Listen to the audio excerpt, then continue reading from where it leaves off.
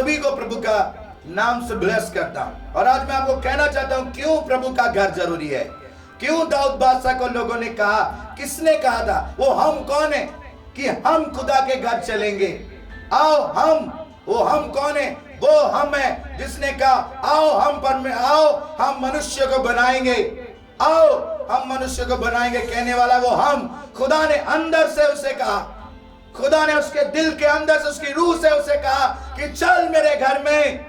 तो अंदर से वो आनंदित हुआ कि आज कितने इंसाइटली फील करते हैं कि आज पवित्र दिन है, मैं खुदा के लिए इस समय को बिताऊंगा। आज 5 मंथ होने जा रहा है, चर्चेस बंद है। किसको इतना पेन है कि खुदा का घर बंद है? कौन ये सोचता है इस बात का?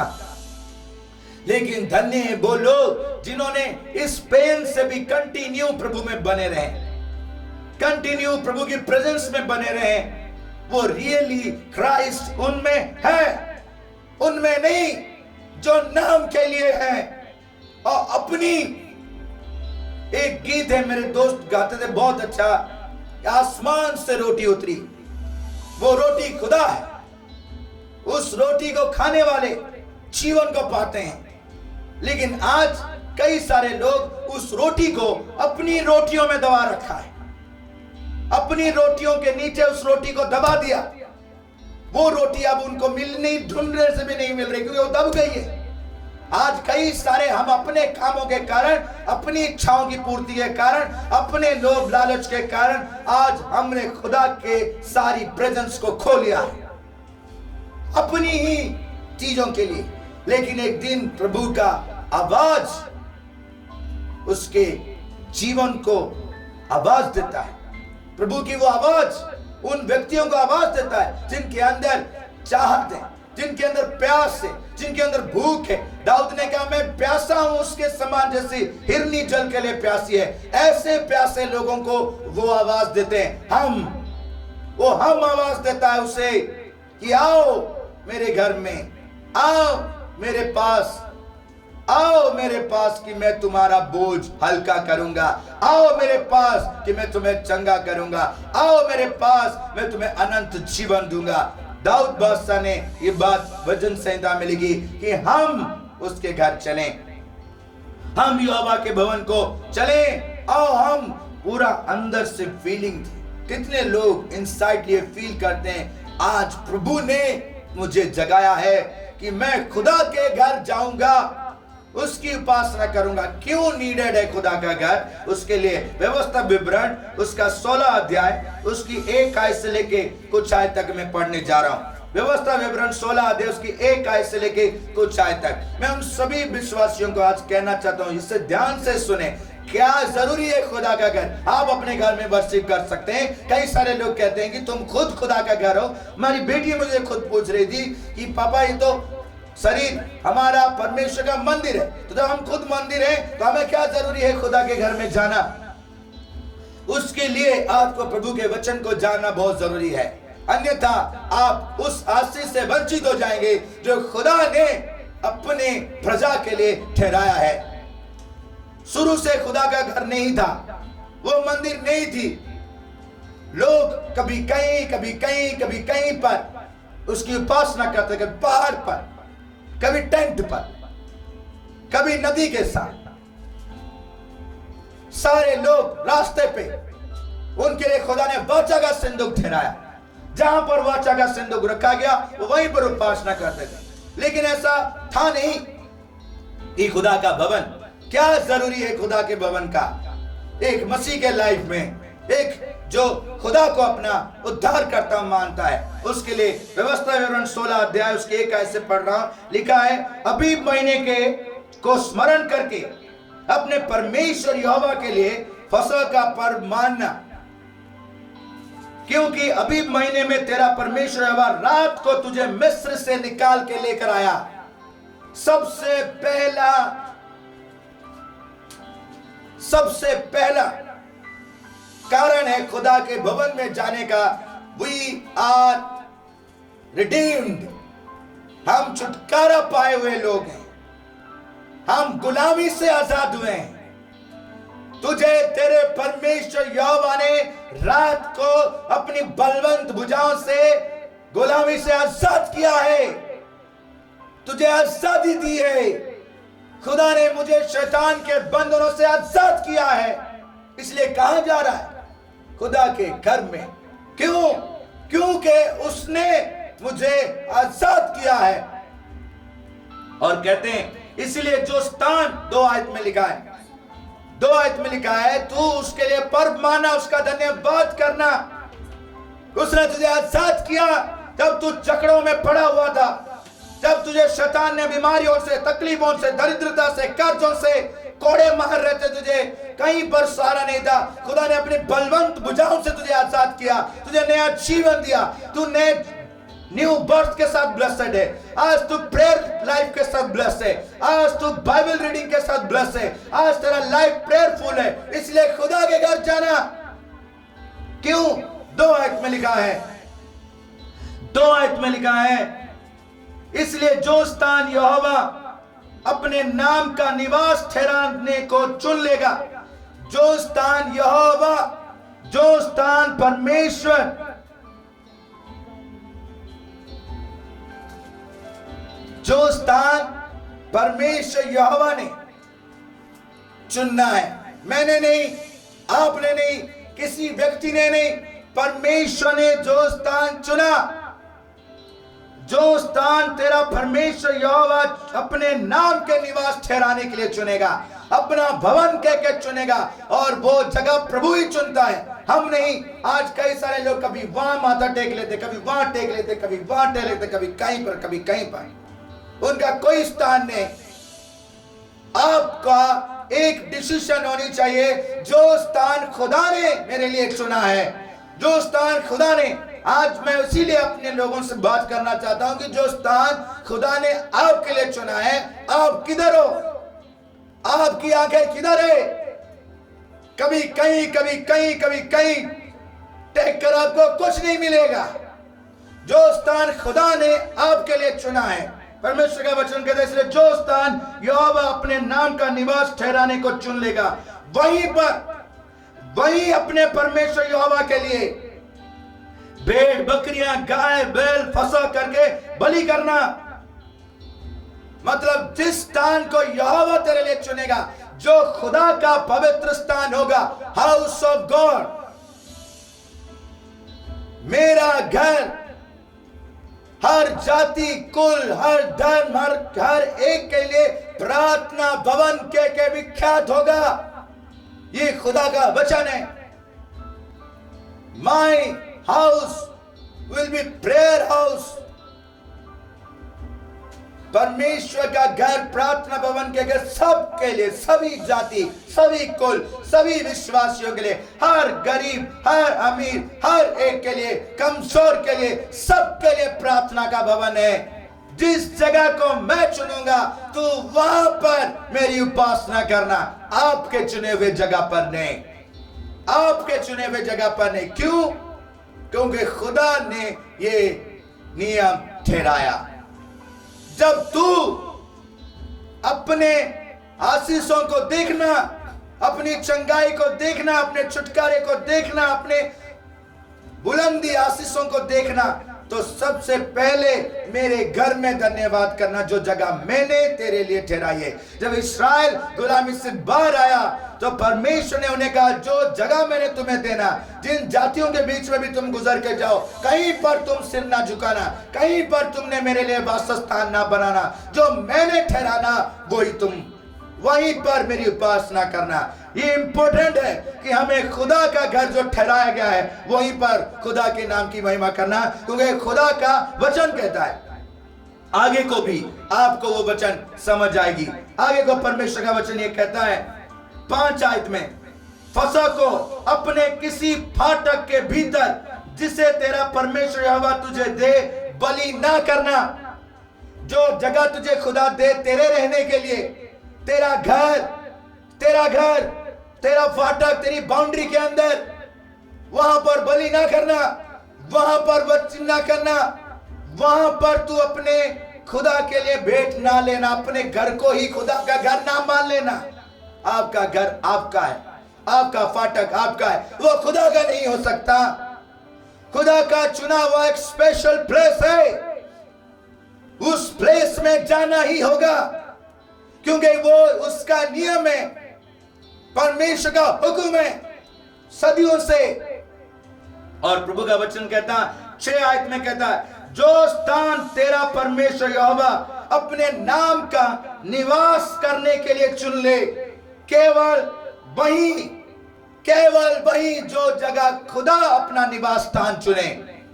चर्च खुदा का निवास स्थान है, उसका सिंहासन और उसके पैरों की चौकी है, जहां पर खुदा खुद निवास करता है।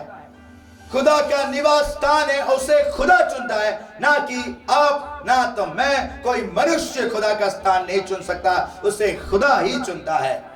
और वो अपने चुने हुए जगह को कहता है वो मेरा निवास स्थान है। और पहला राजा उसका 8 अध्याय, जब सुलेमान ने प्रार्थना की तो उन्होंने कहा कि तू यहाँ पर युग युग तक रहने वाला परमेश्वर है। वो अपने निवास स्थान में युग युग तक के रहने वाला परमेश्वर है। निवास स्थान बहुत जरूरी है, बहुत ही जरूरी है। प्रभु ने वो जगह चुना हमारे लिए। और कैसा क्यों जरूरी है? प्रभु ने ठहराने वाला जगह प्रभु का निवास स्थान होता है, हमारा ठहराया हुआ जगह नहीं। कई सारे अपने घर में ही शुरू हो जाते हैं और उन्होंने सारी की सारी जगह को, अपने रूम को ही वो स्थान मान लेते हैं और कहते हैं हमें चर्च से कोई मतलब नहीं, प्रभु के घर से कोई मतलब नहीं, हम ही खुद खुदा के घर हैं। तुम खुदा के मंदिर हो, ये खुदा का वचन कहता है, जिसमें खुदा की आत्मा बसती है।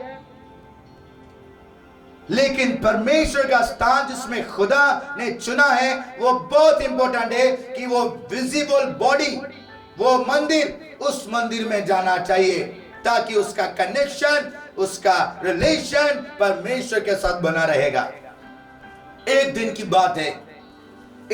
बात है कि दाऊद बादशाह ने, ये स्थान कौन सा स्थान है जो खुदा ने चुना? ये कौन से स्थान के बारे में व्यवस्था विवरण उसका 16 अध्याय में लिखा है कि तू उस जगह पर नहीं जो तूने चुना है, जो जगह मैंने चुना है, उस जगह पर मेरी उपासना करना। आज कई सारे लोग ऐसे इस लॉकडाउन के दरमियान उनके अंदर वो फीलिंग खत्म हो गई है कि मुझे खुदा के घर का कोई जरूरत है नहीं, कि मैं खुदा के घर जाऊं, वो फील ही खत्म हो गई। वो अपने आप को ही मान लेते हैं कि मैं कंप्लीट हूं।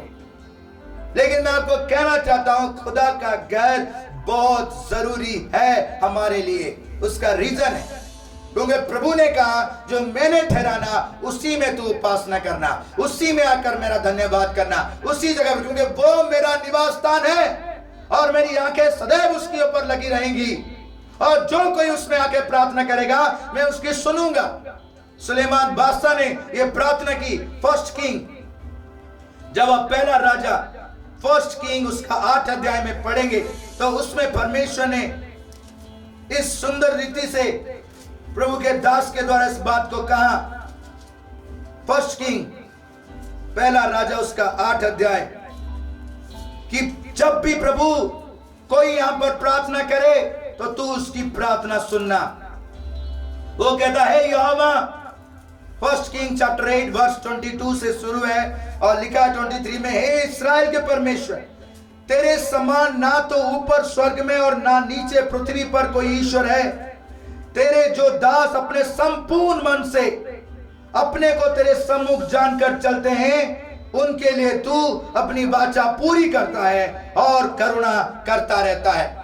ये हुक्म जो खुदा ने व्यवस्था विवरण में दिया, जो कोई उसे संपूर्ण मन से मानकर चलता है, परमेश्वर उसके ऊपर अपनी वाचा पूरा करता है और उसे आशीष भी देता है, उसे करुणा करता है। वो करने से, वो खुदा की वचन को मानकर उसके घर में जाने से हमारे ऊपर सबसे पहले परमेश्वर की वाचा पूरी होगी। कौन सी वाचा? वो दया की वाचा, वो करुणा की वाचा, कि मैं कभी तेरे पापों को स्मरण नहीं करूंगा, मैं फिर से तेरे साथ कभी अलग नहीं होगा, मैं सदैव तेरे ऊपर दया करता रहूंगा। उसके लिए हमें वहां जाना होगा।